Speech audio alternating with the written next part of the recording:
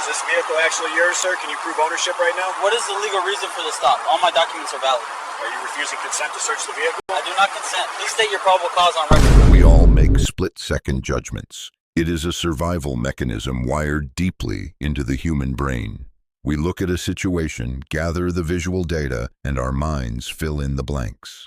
But what happens when that natural instinct is corrupted by unchecked bias? What happens when a misjudgment is armed with a badge, a gun, and the legal authority to take away someone's freedom? The story you are about to hear is not just a masterclass in accountability. It is a perfectly executed lesson on the danger of assumptions.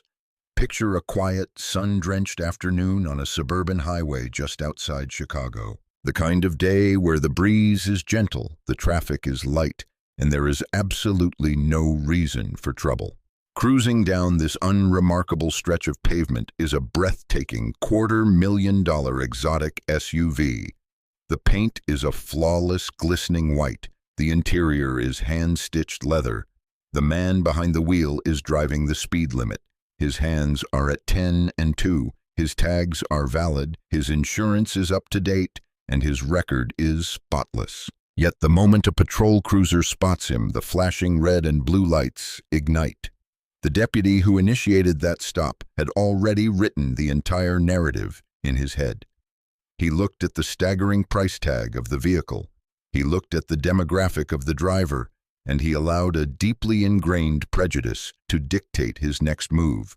He assumed the man sitting in that driver's seat could not possibly be the legal owner. But here is the catastrophic blind spot in that deputy's logic. He had no idea who he had just pulled over. He did not know that the incredibly calm driver had spent 25 years wearing a badge himself. He did not know that this man had recently been sworn in as the top law enforcement executive of the entire county. And most importantly, the deputy had no clue that resting in plain sight on the passenger seat was a sleek, unzipped leather portfolio. Inside that portfolio was a meticulously typed, legally binding termination letter, fully authorized, explicitly detailing a pattern of biased behavior, and the name printed at the very top of that firing notice. It belonged to the deputy standing outside the window. Before we dive into the incredible sequence of events that unfolded on that shoulder, I have a quick question for you. Have you ever been in a situation where someone looked at you and completely misjudged your character, your success, or your integrity based purely on an assumption? How did you handle it? Let me know down in the comments below, because this community is all about sharing real experiences. And if you firmly believe that success does not have a specific look, and that the law must apply equally to absolutely everyone, hit that like button and make sure you are subscribed. Now, let's get back to the pavement. To truly understand the gravity of this encounter, you have to understand the environment. This specific patrol sector had been a persistent black eye for the local agency. For years, quiet complaints had been bubbling up from the community. Honest, hard-working citizens were reporting a troubling pattern. Drivers who fit a certain profile, specifically minorities driving high-end luxury vehicles or late-model sedans, were being subjected to what the community felt were pretextual stops. A pretextual stop is a legal gray area where an officer uses a minor, often invisible traffic infraction as an excuse to pull someone over simply because they want to investigate a hunch. The problem was, these weren't just hunches. They were profiling. The agency had been hit with federal scrutiny, community outrage, and stacks of internal affairs grievances. But the culture had grown stagnant. Officers who engaged in these questionable practices were often given nothing more than a gentle verbal warning. The paper would be filed away, and the deputy would be right back out on the street the next morning. It was an environment of zero consequences. Enter Martin Benjamin. Just 3 days prior to this fateful afternoon, Benjamin had been sworn in as the supreme authority of that exact department. He had not run a campaign on maintaining the status quo. He had built his entire platform on a ruthless, uncompromising promise to eradicate institutional bias. He was a veteran investigator, a man who believed that the badge was a sacred trust, not a license to intimidate. And he knew that the only way to prove a systemic failure was to experience it firsthand, unfiltered, and on camera. He didn't use taxpayer money for his vehicle. He had spent his entire life saving and investing, eventually purchasing the exotic SUV as a personal reward for decades of public service. On this particular afternoon, he intentionally plotted a route through the sector with the highest volume of citizen complaints. He wasn't breaking any laws. He was simply existing, legally and peacefully, in a space where some officers believed he did not belong. Deputy Charles Berkeley was a veteran of the force. If you looked at his personnel file, you would find 2 previous citizen complaints that mirrored this exact scenario. In one instance, a renowned surgeon driving a premium sports sedan was detained and searched without cause. In another, an entrepreneur in a luxury coupe faced the same humiliation. Both times, Berkeley cited suspicious circumstances that never held up under basic legal scrutiny. Both times, the department looked the other way. So when Berkeley saw the white super SUV roll past his cruiser, the mental calculus was instantaneous and entirely flawed. The vehicle didn't match the zip code, and the driver didn't match the vehicle. At least, that was the assumption. Berkeley pulled out, accelerated, and flipped on the overheads. Inside the SUV, Benjamin felt the familiar adrenaline spike that anyone feels when being pulled over, but it was quickly replaced by a profound, heavy sorrow. He had hoped, against all odds, that he would make it home without an incident. He had hoped his department was better than the rumors. But as the cruiser's reflection filled his rearview mirror, the reality of the crisis became undeniable. He pulled onto the gravel shoulder safely, shifted the transmission into park, and rolled down all the windows to ensure maximum visibility. He placed his hands firmly on the top of the steering wheel. He did not rummage through the glove box. He did not reach under the seat. He moved with the slow, deliberate, agonizing caution that many Americans have had to memorize just to survive a routine traffic stop. Berkeley's boots crunched on the gravel as he approached the driver's side. His posture was rigid, his hand hovering dangerously close to his utility belt. It was a stance meant to project dominance. He leaned toward the window, his eyes scanning the pristine interior before finally settling on the driver. There was no polite greeting. There was no standard, "Do you know why I pulled you over?" Instead, the very first words out of the deputy's mouth were a demand to know who actually owned the vehicle. Berkeley aggressively stated that there was simply no logistical way the man behind the wheel possessed the financial means to own such an exotic machine. Benjamin remained entirely unbothered. His voice was incredibly level, betraying absolutely no fear or anger. He calmly stated that the vehicle belonged to him. Without being prompted, he slowly reached into his visor and handed over his valid driver's license, the current registration, and his proof of insurance. Any textbook legal traffic stop should have ended right there. The paperwork was flawless. The names matched. The background check would have returned completely clean. But bias does not care about paperwork. Berkeley glanced at the documents and scoffed, dismissing them as insufficient proof. He then issued a chilling ultimatum. The driver could either voluntarily consent to a full, tearing search of the vehicle, or he would be dragged out and placed in handcuffs. Let's pause and look at the sheer legal absurdity of this moment. Under the Fourth Amendment of the United States Constitution, citizens are protected against unreasonable searches and seizures. An officer cannot search a vehicle without probable cause, meaning specific articulable facts that suggest a crime is actively being committed. A nice car in a quiet neighborhood is not a crime. Providing valid registration is not a crime. Refusing a voluntary search is a constitutionally protected right, not an admission of guilt. Benjamin knew this better than any defense attorney in the state. When Benjamin politely but firmly refused to consent to the search, asking directly for the legal justification of the stop, Berkeley's patience snapped. The deputy refused to provide a reason. He simply barked a command for Benjamin to step out of the car.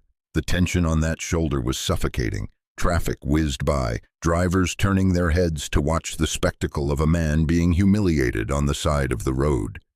Benjamin complied. He stepped out smoothly, keeping his hands elevated and visible.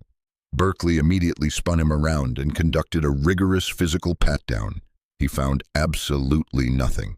No weapons, no contraband, no threats.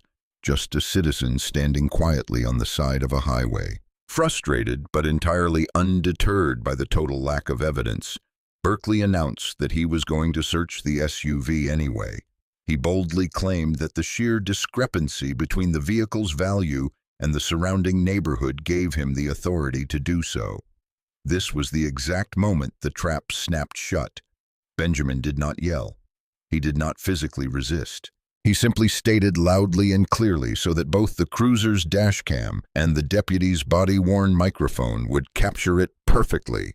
"I do not consent to this search. You are violating my constitutional rights."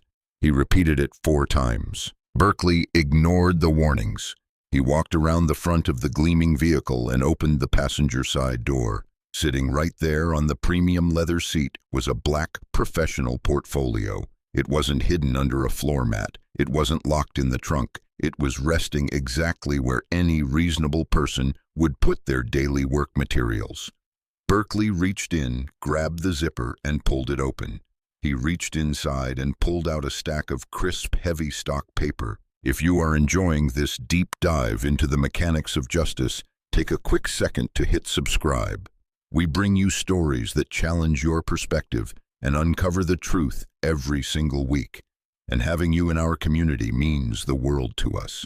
Let's get back to the moment everything changed. The documents in the deputy's hands bore the massive gold-embossed seal of the county's law enforcement agency. The formatting was unmistakable to anyone who had ever worn the uniform. It was official executive correspondence.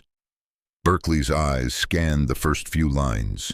It was addressed to him. It contained his exact badge number. As his eyes darted down the page, his breathing hitched. The document outlined a historical pattern of unlawful detentions. It cited the specific constitutional violations of conducting searches without probable cause. It referenced the 2 prior citizen complaints that the department had previously ignored. And at the very bottom, right above a freshly signed, undeniable signature, were the words, "Effective immediately, terminated for cause." The signature read, "Martin Benjamin, Chief Executive Sheriff."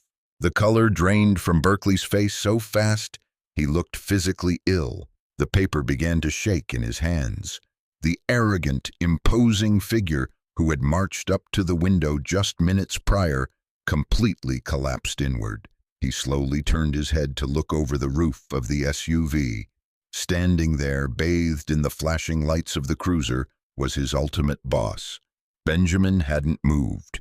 He was just watching with the absolute patience of a man who had already secured a checkmate. The deputy managed to stammer out a single, barely coherent question, asking if the man standing across from him was actually the new sheriff. Benjamin's reply was devastatingly calm.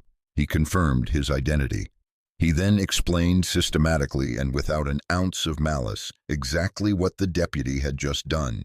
He explained that the briefcase had not been a trap. A trap implies that someone was tricked into doing something against their nature. This was a mirror. The portfolio was left in the open specifically to see if an officer would cross the invisible line of the Fourth Amendment based purely on prejudice. Berkeley had not been forced to open that door. He had chosen to.